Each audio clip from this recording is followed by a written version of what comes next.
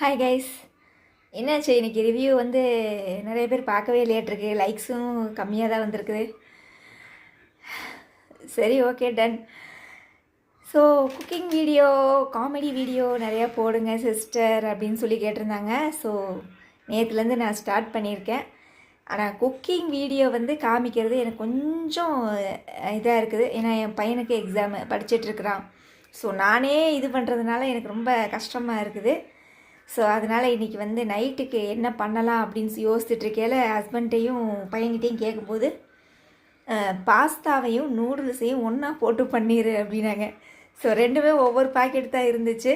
So அதனால் அதை பண்ணிடலாம் அப்படின்னு சொல்லிவிட்டு இந்த இப்போ உங்கள்கிட்ட அந்த இதை காமிக்கிறேன், நீங்களே பாருங்கள்.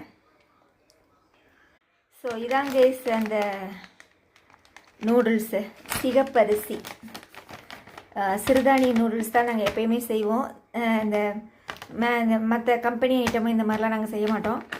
ஸோ சிகப்பரிசி சிறுதானிய நூடுல்ஸு, இதில் வந்து பார்த்திங்கன்னா நோ ப்ரிசர்வேட்டிவ்ஸ், நோ மைதா, சரிங்களா, low glycaemic, rich in fibre. So protein வந்து இதில் நிறைய இருக்குதுன்னு சொல்லியிருக்காங்க.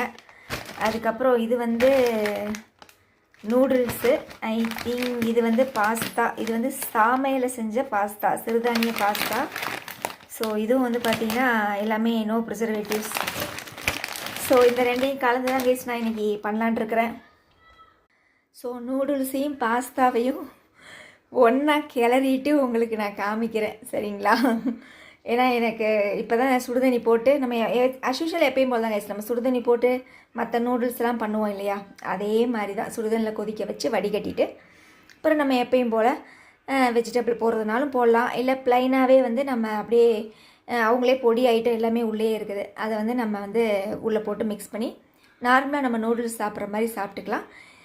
இல்லை எனக்கு வெஜிடபிள்ஸோடு தான் வேணும்னு கேட்டிங்கன்னா கேரட்டு, பீன்ஸு, முட்டைக்கோசு, பச்சை பட்டாணி, சரிங்களா, என்ன காய்கறி கிடைக்குதோ குடை மிளகா எல்லாம் போட்டு நம்ம பண்ணிடலாம், சரிங்களா. ஸோ இன்றைக்கி வந்து ஹஸ்பண்டை கேட்கும்போது வெஜிடபிள் போட்டு பண்ணவான்னு கேட்டேன். வெஜிடபிள் என்ன இருக்குதுன்னு கேட்டாங்க. பச்சை பட்டாணியும் குடை மிளகாவும் இருக்குது அப்படின்னு சொல்லியிருந்தேன். ஸோ அதனால் ரெண்டையும் வச்சு மட்டும் இன்றைக்கி பண்ணிடலாம். ஏன்னா கேரட் பீன்ஸு வாங்கலை கைஸ், அதனால் இந்த ரெண்டை வச்சு மட்டும் பண்ணிடலாம் அப்படின்னு சொல்லிட்டு ஐடியா பண்ணியிருக்கேன். ஸோ மறக்காமல் நம்ம சேனலை எப்பயும் போல் சப்போர்ட் பண்ணுங்கள், லைக் பண்ணுங்கள், ஷேர் பண்ணுங்கள், கமெண்ட்ஸ் பண்ணுங்கள். Bye guys.